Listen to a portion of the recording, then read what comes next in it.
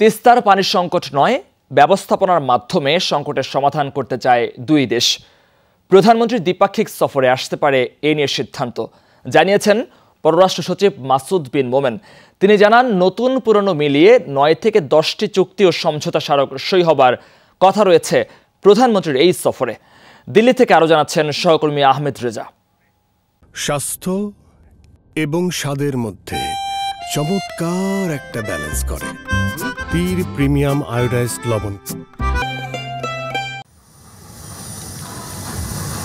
ভারতীয় সময় বেলা 3:40 দিল্লি এসে পৌঁছান বাংলাদেশের প্রধানমন্ত্রী শেখ হাসিনা। বিমানবন্দরে তাকে স্বাগত জানান ভারতের পররাষ্ট্র ও পরিবেশ বিষয়ক প্রতিমন্ত্রী কীর্তিবর্ধন সিং।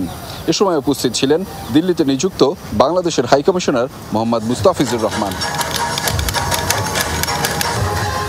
91 সদস্যের বাংলাদেশ প্রতিনিধি দল নিয়ে প্রধানমন্ত্রী শেখ হাসিনা অবস্থান নেন ভারতের হোটেল তাজ প্যালেসে। সন্ধ্যায় প্রধানমন্ত্রীর সাথে সৌজন্য সাক্ষাৎ করতে আসেন ভারতের পররাষ্ট্রমন্ত্রী এস জয়শঙ্কর। এ সময় নতুন সরকারের সময়ে দুই দেশের কূটনৈতিক সম্পর্ক জোরদারে আলোচনা হয়।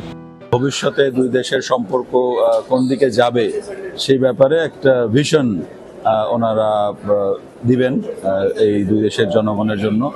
সেই ভিশন স্টেটমেন্টটা কালকে আমরা দেখতে পাবো। দুই দেশের বাণিজ্য ও বিনিয়োগ খাত এবং ডিজিটাল খাতকে আরও বেশি সমৃদ্ধ করতে সন্ধ্যায় সৌজন্য সাক্ষাৎ করেন ভারতীয় বিনিয়োগকারী ও ব্যবসায়ীরা।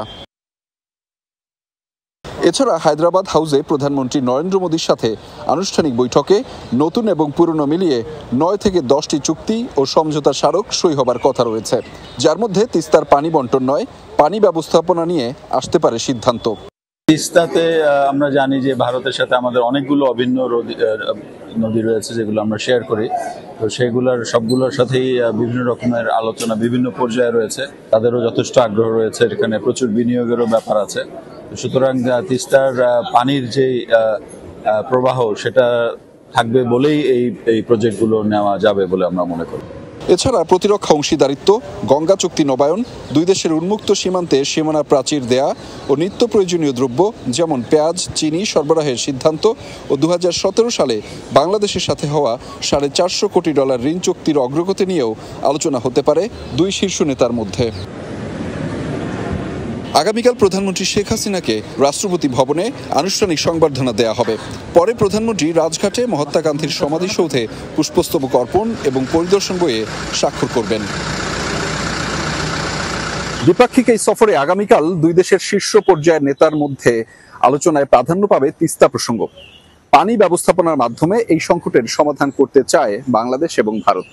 সেটি করা গেলে দুই দেশই যে উইন উইন সিচুয়েশনে পৌঁছাবে সেটি মনে করছেন অনেকে। একই সাথে ডিজিটাল কোঅপারেশন এবং নিত্য প্রয়োজনীয় দ্রব্যমূল্য সরবরাহ নিয়েও আলোচনা হবে এবং প্রতিরক্ষা সহযোগিতাও বৃদ্ধি পাবে দুই দেশের মধ্যে।